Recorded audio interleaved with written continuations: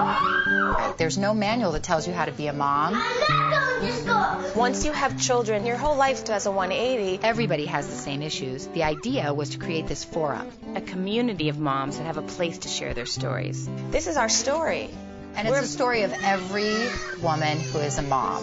When I look into my child's face, their first laugh, their embrace, I forget myself where I'm floating in space. Your child grows in front of your eyes. Their body is growing. Their brain is developing. How do we keep up?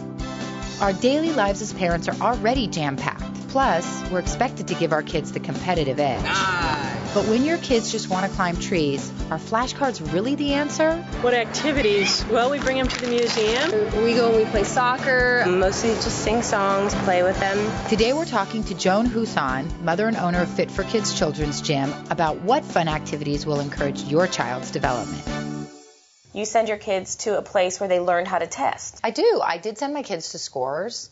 They loved it. It is a computer class. And I felt that it really gave them preparation so that when they got to wherever they were going, stuff would be familiar for them. You get to see what other kids are doing and kind of gauge. She's comparing her kids to, okay, that one's walking. Well, you just don't know. If you're at home and happens a lot with Right. parents. They do feel a pressure that their child should be meeting certain milestones, or one child is doing one activity. Milestones, that's what they're called. And I also feel like this idea that when we all have to get our kids just one step ahead, there's no need. They're all going to learn how to do the computer. They're all going to learn to read. That's my opinion. I don't think it's about competing with other kids. I think it's about Should just I them jump bigger. in here? Jump. You can please Jump. jump. Yeah, Jump, Joan. Tell us what you please. think. You also bring up an interesting point, because kids do need to be cognitively ready to do academics. And if they're not, then it can be frustrating and disappointing for them.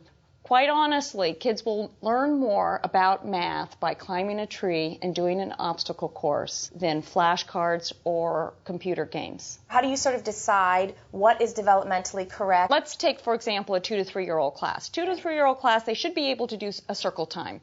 The circle time should be brief and with a combination of music and movement. But circle time teaches self-awareness and awareness of others and turn taking and how to follow the directions of a teacher. And all these things open up other areas of development for the child that will help them later on in school. Kids between 3 and 5 have a tough time with rules and goals. So introducing soccer too early or baseball too early will be very difficult for them.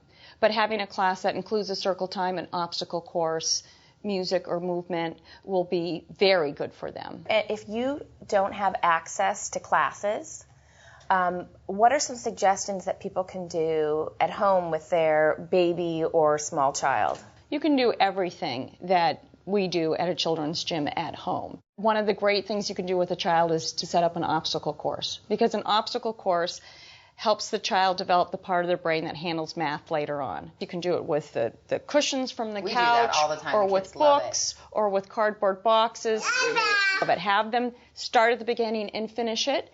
And once they make those connections, have them try to reverse it. I never knew that's what you were doing in class. I mean, I know. You and I were too busy talking. Oh, yeah, And everything we do means something. I mean, when we play with the hula hoops, that's about spatial awareness and how you fit into an environment and going in and out of something and learning how to duck. Treasure hunts are really good, too. You can put things in your house and give your child clues. As a matter of fact, I always cook dinner every night, and my son would have to entertain himself while I was cooking dinner. So I'd have cupboards in the kitchen that he could go into.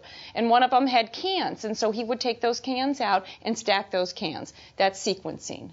So just playing with the cans that you have in the cupboard that are different shapes or sizes will build hand-eye coordination and sequencing and all kinds of great stuff. Well, it's great to know that, usually we would tell our kids, stay out of those cupboards.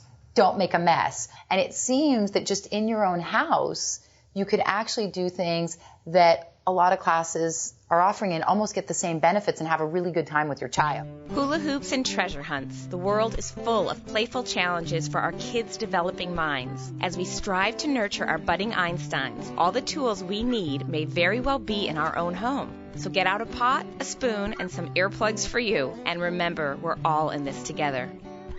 This episode is brought to you by Scrubbing Bubbles Mega Shower Foamer.